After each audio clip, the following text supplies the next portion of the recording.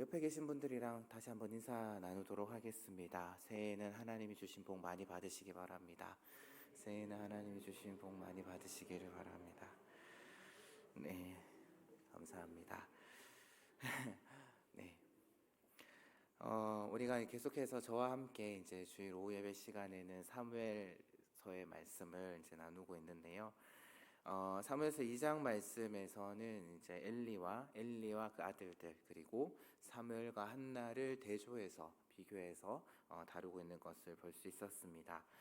영적인 귀가 어두워진 그 엘리는 하나님보다 자식들을 더 사랑했고 자녀들을 올바르게 훈계하지 못하고 그 결과 매우 혹독한 하나님의 심판 예언을 하나님의 사람으로부터 듣게 되죠. 그래서 엘리 가문 대신에 하나님께서는 이제 어린 사무엘을 제사장으로 부르셨고 엘리 가문에 대한 심판의 말씀을 오늘 말씀을 통해서 다시 한 번 더 엘리에게 들려주십니다. 오늘 말씀의 초점은 사실 사무엘에게 맞추어져 있습니다. 1절에서 이제 사무엘이 아직은 어리지만 엘리 앞에서 여호와를 섬기고 있었다라고 이야기를 합니다. 그리고 이때의 상황을 이야기를 하고 있는데 이때 이스라엘의 상황은 여호와의 말씀이 드물었다. 그리고 환상을 통한 여호와의 계시도 거의 나타나지 않는 어떻게 보면 암흑기와 같은 그러한 시대였습니다. 그 이유가 2절에 나오는데요. 엘리는 눈이 어두워져서 잘 보지 못하는 그러한 상황이었습니다. 앞서는 이제 그의 눈이 어둡다라는 것은 이제 앞서서 한나가 기도를 할 때 그 기도의 모습을 제대로 알아차리지 못했던, 그래서 술 취한 여자로 그렇게 평가를 했던 그러한 모습과, 그리고 또한 자식들의 잘못을 제대로 바르게 하지 못했던 그러한 모습들 통해서 우리가 확인해 볼 수 있는데요. 그래서 엘리는 또한 자신의 처소에 누워 있었다라고 이야기를 하고 있습니다.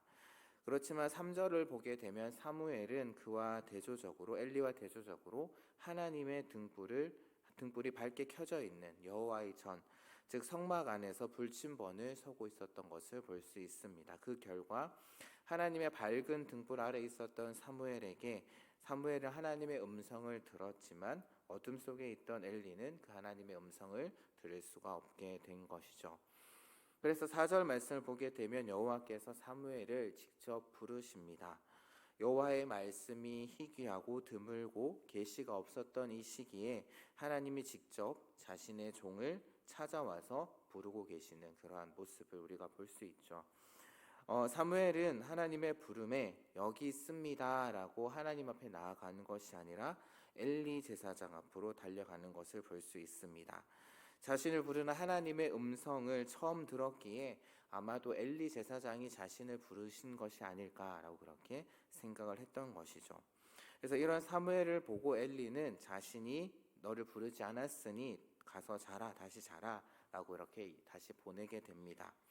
이런 일이 이제 6절 말씀에서도 다시 반복되고, 그리고 7절에서 사무엘서의 저자는 왜 사무엘이 이런 행동을 하고 있는가, 왜 하나님의 음성을 알아차리지 못하고 계속해서 엘리에게로 달려가는지에 대한 그 이유를 7절에서 설명을 합니다. 왜냐하면 사무엘은 아직 여호와를 알지 못했기 때문이다 라고 이야기를 하는데요.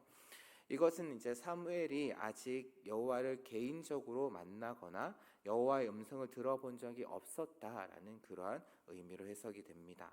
그러니까 사무엘은 엘리 제사장 옆에 있으면서도 하나님께서 어떤 분이시고 어떤 분이신지에 대해서 지식적으로는 배웠지만 실제로 그가 하나님을 경험한 적은 없었다라는 것이죠. 왜냐하면 그 시대는 앞서 말씀드렸던 것처럼 여호와의 말씀이 희귀하고 또한 이상이 나타나지 않았던 그러한 시대였기 때문입니다.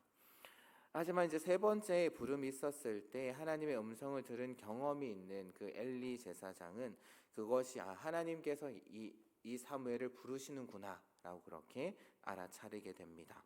그래서 사무엘에게 이제 여호와께서 너를 부르시면 여호와여 말씀하옵소서, 주의 종이 듣겠나이다. 주의 종이 듣고 있기 때문입니다 라고 그렇게 이야기하라라고 알려줍니다. 그래서 사무엘은 엘리의 가르침을 받은 후에 다시 자리로 돌아가서 눕게 되죠. 그래서 이제 10절 말씀에 이제 하나님께서 사무엘을 다시 한 번 더 부르십니다. 그리고 또한 이전에 생략했던 하나님이 직접 오셔서 사무엘을 부르시는 모습을 설명을 하고 있는데요. 여기서 이제 여호와께서 계시다라는 그러한 표현은 여호와께서 우리가 어떤 형태인지는 자세히 알 수는 없지만 사무엘에게 임재하셨다라는 것을 의미를 하고, 또한 15절에 따르면 사무엘도 어떤 형태인지는 알 수는 없지만 하나님의 임재의 모습을 보게 됩니다. 그리고 또 하나님께서는 사무엘을 사무엘아 사무엘아 2번 부르시죠. 우리가 여기서 이제 한 가지 모습을 볼 수 있는데요. 바로 출애굽기에서 모세를 부르실 때 2번 부르시죠. 모세야 모세야라고 이렇게 부르시는 모습과 비슷합니다. 이렇게 하나님께서 반복해서 그 사람의 이름을 부르시는 것은 하나님께서 그들의 인생의 결정적인 순간에 그들을 부르신다라는 것을 표현하는 것으로 해석할 수 있습니다. 그리고 또한 여기서 사무엘이 환상을 보았다, 하나님께서 주신 그 환상을 보았다라는 것, 그리고 또한 이름이 2번 불렸다라는 것은 이제 눈이 어두워서 더 이상 환상을 보지 못하는 그런 엘리를 대신해서 새로운 제사장으로 이제 사무엘이 하나님의 선택을 받았다라는 것을 우리에게 보여주고 있습니다. 그럼 이제 하나님께서 이제 사무엘에게 나타나셔서 들려주셨던 이야기가 무엇일까? 바로 엘리 집에 대한 하나님의 심판에 대한 말씀인데요. 그 내용이 이제 11절에서 14절 말씀에 나옵니다. 11절에 보게 되면 그것을 듣는 자마다 2귀가 울릴 것이다, 울리리라 라는 표현은 성경을 보게 되면 크게 2군데에서 나오는데 모두 재앙을 선포하는 그러한 문맥에서 나오는 것을 볼 수가 있습니다. 그렇다면 이것을 통해서 하나님께서는 이제 이스라엘 중에 행하실 일이 있는데 그것이 바로 엘리 집안에 재앙을 내리는 그것이다, 일이다라는 것을 우리가 확인할 수 있습니다. 그리고 12절부터 13절에 나타난 엘리 집에 대한 재앙의 특징은 한 2가지 정도로 말씀드릴 수 있는데요. 첫 번째는 처음부터 끝까지 진행되는 완전한 파멸이라는 것, 그리고 또한 그 심판은 영원한 심판이다라는 겁니다. 그러면 하나님께서 왜 이런 심판을 엘리 집안에 내리실까? 13절을 보게 되면 13절 마지막 부분에 보게 되면 그 이유에 대해서 간단하게 설명을 하고 있는데요. 엘리 제사장의 아들들은 저주를 자청하는 그러한 행동을 하게 되었고, 엘리는 그들을 꾸짖어서 말리지 않았기 때문이다라고 성경은 우리에게 이야기를 해주고 있습니다. 그리고 또한 그 엘리 제사장의 집은 절대 속죄함을 받지 못할 것이다라고 선언을 하시는데요. 여기서 이제 짐승 제물, 소제물은 바로 모든 종류의 제사를 가리키고 있습니다. 그래서 이제 어떤 제사라도 어떤 제물로도 엘리 집안의 죄는 죄 사함을 받을 수 없다라는 것을 여기서 분명하게 못 받고 계시죠. 이전에 하나님께서 이제 엘리 제사장에게 나타나셔서 하나님의 사람을 통해서 보내신 심판의 장면이 2장 말씀에 나오는데, 오늘 말씀에 나오는 것은 그 선언보다 더 강렬한 그런 심판의 말씀입니다. 처음부터 끝까지 이를 심판이다, 영원한 심판이다, 영원히 속죄함을 받지 못할 것이다 라는 그러한 표현을 통해서 엘리와 또한 그의 아들들에 대한 하나님의 진노, 하나님의 분노가 얼마나 컸었는지를 우리가 여기서 확인해 볼 수 있습니다. 그래서 이제 그런 심판의 말씀이 이제 사무엘에게 주어지게 되고, 이제 등잔불이 켜져 있던 그 한밤중에서 하나님의 말씀을 들은 사무엘은 이제 아침이 오고 성막문이 열렸지만 선뜻 엘리 제사장에게 아침 인사를 하러 갈 수 없었습니다. 엘리 집안에 대한 그런 하나님의 무서운 심판의 메시지, 환상들을 보았기 때문이죠. 하지만 여호와께서 사무엘에게 어떤 메시지를 주셨는지 궁금했던 엘리는 사무엘을 불러서 숨기지 말고 하나님께서 너에게 주셨던 그 메시지를 다 말해달라고 정중하게 부탁하며 맹세까지 합니다. 그래서 이런 엘리의 요청을 이기지 못한 사무엘은 숨김없이 자세히 이야기해 줬고, 이 말을 들은 엘리는 그 말씀을 하신 분이 여호와이시기 때문에 그의 눈에 좋을 대로 행하실 것이다 라고 이야기를 하면서 하나님의 심판의 정당성을 인정을 합니다. 엘리는 비록 자식들을 사랑하였고 더 사랑했고 그래서 하나님의 제사를 경시하는 그러한 죄를 지었지만 심판에 대한 선언을 듣고 자신의 죄를 깨닫고 그런 하나님의 심판에 대해서 온전하게 받아들이는 모습, 이러한 모습은 자신의 죄를 깨닫지도 못하고 또한 돌이킬 생각조차 못했던 그 아들들과는 대조되는 다른 그러한 모습입니다. 하지만 엘리가 죄를 깨달았음에도 불구하고 그 심판은 피할 수가 없었는데요. 왜냐하면은 그 죄를 알기만 했을 뿐 돌이키지는 않았기 때문입니다. 마지막 19절에서 21절의 말씀에서는 이제 하나님을 만난 이후에 행한 사무엘의 그 사역에 대해서 요약을 하고 있습니다. 사무엘은 이제 계속해서 자라났고 그때에 하나님은 사무엘과 늘 함께 하셨다. 그리고 또한 그에게 계속 나타나셔서 말씀하셨고 사무엘은 그 말씀을 백성들에게 전합니다. 또 그가 전한 말씀은 하나도 땅에 떨어지지 아니하였다. 바로 틀린 것이 없었다라고 이야기를 하고 있는데요.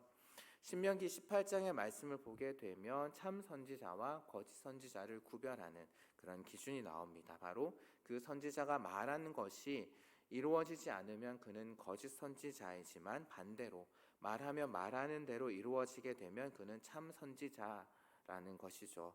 그런데 오늘 말씀에서 사무엘이 여호와의 이름으로 전한 말씀이 반드시 다 이루어졌다라는 것은 이제 사무엘이 하나님의 참 선지자로 부르심을 받았고 행동하고 있다라는 것을 우리에게 알려줍니다. 그래서 온 이스라엘 백성들도 이러한 사실을 알았고요. 그래서 21절에서 여호와께서 다시 실로에서 사무엘에게 나타나시게 됩니다.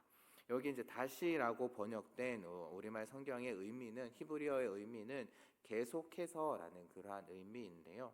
결국 19절부터 21절의 말씀에서 하나님이 사무엘에게 나타나신 그러한 사건을 계기로 해서 이제 영적인 권위가 엘리 가문에서 이제는 새로운 인물인 사무엘에게로 넘어갔다라는 것을 오늘 본문은 우리에게 알려주고 있습니다. 비록 제사장 가문 출신도 아니고 또한 아무런 배경도 없는 어린 사무엘이었지만 여호와를 경외하는, 여호와를 예배하는 본질적인 일에 충실했기 때문에 여호와께서는 그 어린 사무엘을 선택하셨고 그를 통해서 이제 새로운 시대를 만들어가고 계신 것이죠. 이렇게 3장은 1절에서 여호와의 말씀이 희귀했던, 환상이 희귀했던 그런 시대로 시작을 해서 마지막으로 21절에서는 사무엘을 통해서 여호와의 말씀과 환상이 이스라엘에게 다시 풍부해지는 그러한 모습으로 마무리되고 있습니다. 그래서 오늘 말씀은 특별히 이제 사무엘에게 하나님의 말씀이 처음으로 임한 그 사건을 다루고 있는데요. 지도자로서 책임을 다하지 못한 그 엘리를 대신해서 하나님은 사무엘을 새로운 지도자로 부르시는 장면입니다. 하나님의 음성인지도 분별하지 못하는 나이 어린 소년이었지만 하나님은 말씀이 희귀한 시대에 사무엘에게 나타나셔서 말씀을 주셨죠. 그래서 세상이 보기에는 아주 작고 연약한 입을 통해서 하나님은 자신의 침묵을 깨기로 그렇게 결정하셨던 겁니다. 그런데 그 첫 시작이 사무엘이 섬기고 있던 그 엘리 제사장 가문에 대한 심판의 말씀이었다라는 거죠. 이미 하나님께서는 앞서서 말씀드렸던 것처럼 엘리 가문에 대한 심판을 결정하셨고 그것을 사무엘에게 알려주셨던 겁니다. 사실 앞서서 말씀드렸던 것처럼 엘리 가문에 대한 심판의 말씀은 2장 말씀에서도 등장합니다. 하나님께서 하나님의 사람을 통해서 하나님은 엘리에게 직접 그 가문에 대한 심판의 말씀을 하시게 됩니다. 역사에 만약이라는 것은 없지만 만약에 그때에 하나님께서 처음 나타나셔서 엘리 제사장에게 하나님의 사람을 통해서 꾸짖으셨을 때에 그때에 자신의 잘못을 깨닫고 회개만 했어도, 그래서 자신의 아들들의 그러한 범죄함에 대해서 엄하게 꾸짖고 또한 그들을 제사장 직분에서 쫓아내고 또한 진정으로 회개하는 모습을 보였더라면 어땠을까라는 생각을 한번 해보게 됩니다. 아마 그런 모습을 보였다면 사랑과 인자가 풍성하신 그 하나님께서는 그 가문에 대한 심판을 멈추지 않으셨을까라는 그러한 생각을 해보게 되는데요. 하지만 엘리는 그렇게 하지 못했다라는 겁니다. 분명 자신이 무엇을 잘못하고 또한 있는지를 알고 있었습니다.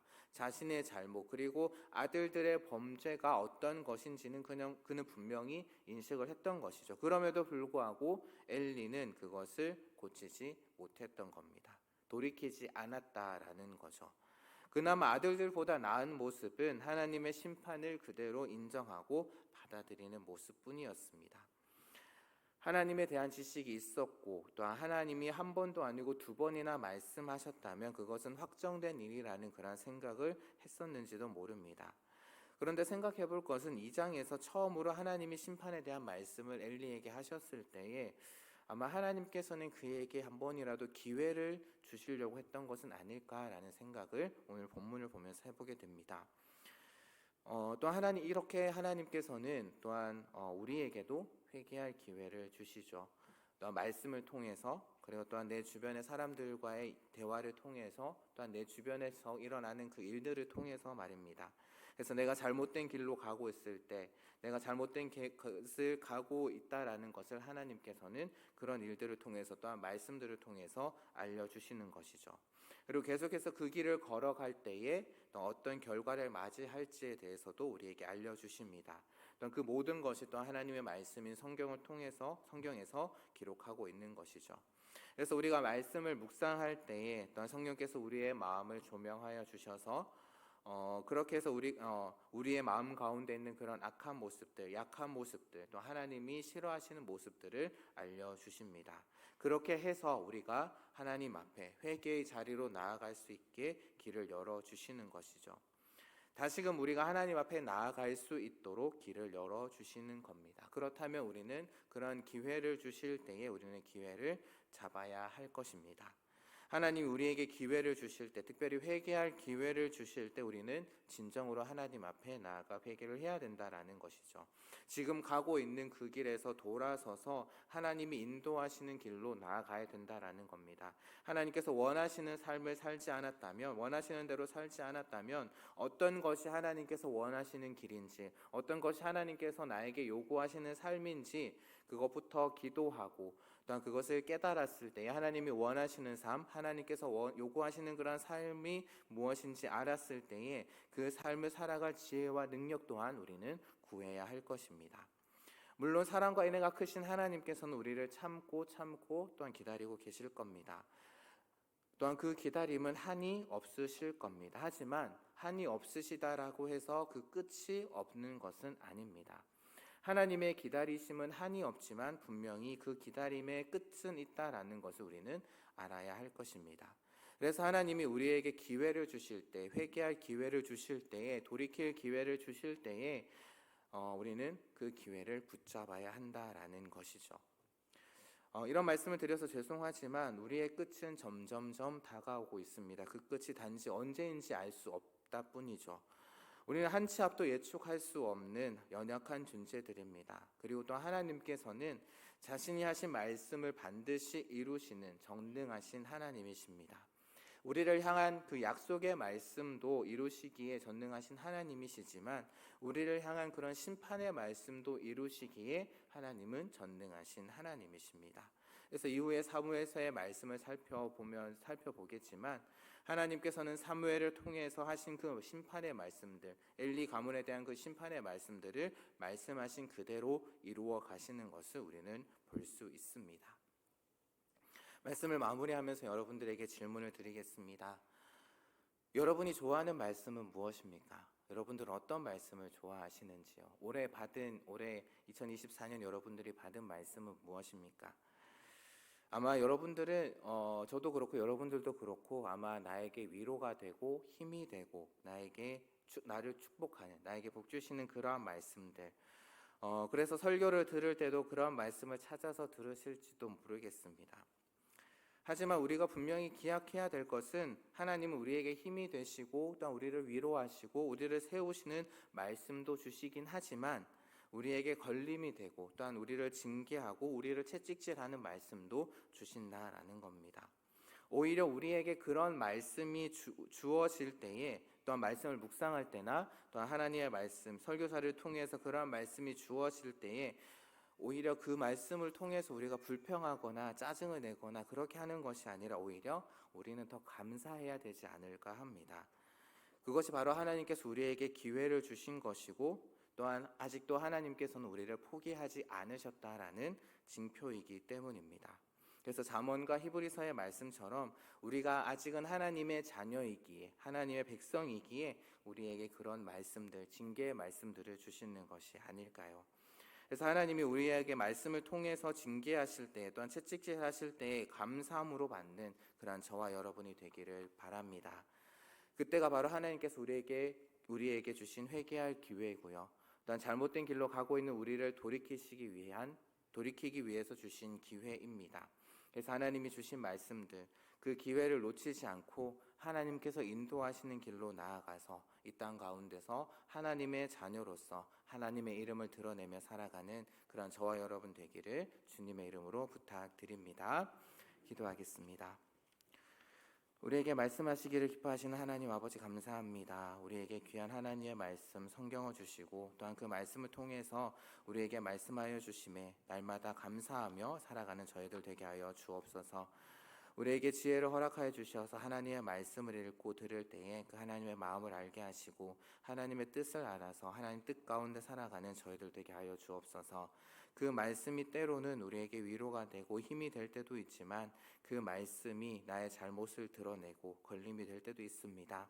하지만 하나님께서 이러한 말씀들을 우리에게 주실 때에 아직도 우리를 붙잡고 계시다라는 것을 알고 감사함으로 그 말씀들을 통해서 하나님이 우리에게 기회를 주실 때에 진정으로 회개할 수 있는, 진정으로 주님 앞에 나아가서 우리의 삶을 돌이킬 수 있는 그런 저희들이 되게 하여 주옵소서.